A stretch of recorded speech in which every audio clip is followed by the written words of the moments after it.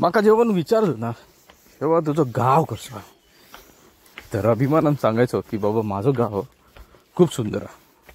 पण मग ह्या सुंदरता जी आहे ती त्यांच्यासमोर मांडणार कशी, तेव्हा सांगायचो की आमच्याजवळ सुंदर असो समुद्र किनारो असा, भलो मोठो अरबी समुद्र तर असाच, बाजूक विंडमिल गार्डन असा, त्याच्यासोबतच विंडमिल्स असत आणि समुद्रावर या चलताना जी वाळू पायाक लागतात विंडमिल्स, आणि त्याच्यासोबतच समुद्रावर चालताना जी वाळू पायाक लागताना ती असं.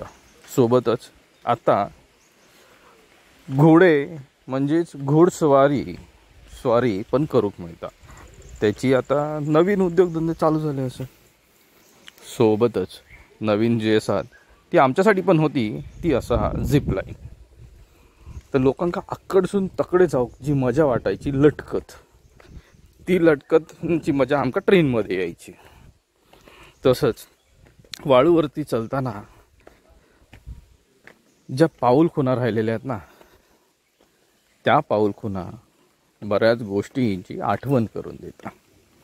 झालेल्या चुका, समुद्रात मासेमारी करूक जाणारी ज्या बोटी असत त्या बोटी वेगळोच आनंद देऊन जाता. ह्या बोटी म्हणजे असं की जाताना पाण्याक विभागत जी जाता स्वतःचा मार्ग काढत, ह्याच्याकडनं हीच शिकवण मिळता की माणसान स्वतःचा मार्ग बनवायचो, जेणेकरून तुमका पुढची संकट पार करत तुमच्या ध्येयापर्यंत तुमका पोचता येतं. आणि हे एकट्यानं नाही तर मग सगळ्यांच्या मदतीन केलं जाईल, तर तुमका ह्याच्यात सुख पण मिळत आणि समाधान पण मिळत. बरोबर आहे. मगे बघितलं तर मग आपल्या ह्याच मच्छीमार बोटी अगदी रंगबिरंगी हैसर विश्रांती करताना बघूक मिळत.